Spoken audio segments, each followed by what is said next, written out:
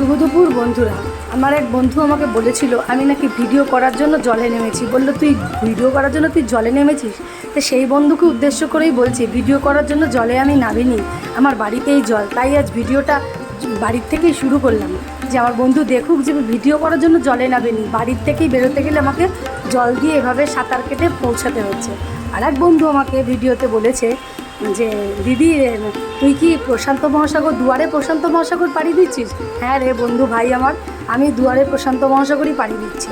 আর এক বন্ধু আমাকে লিখেছে যে দিদি এবার একটা বাড়ির সামনে নৌকা রাখো। সত্যিই ভাবছি এবার একটা নৌকাই রাখতে হবে, কর্মস্থলে তো যেতেই হবে, তো রোজ এই নিত্য নৈমিত্তিক জল জমা, তো এবার নৌকা ছাড়া আর কোনো উপায় নেই দেখছি।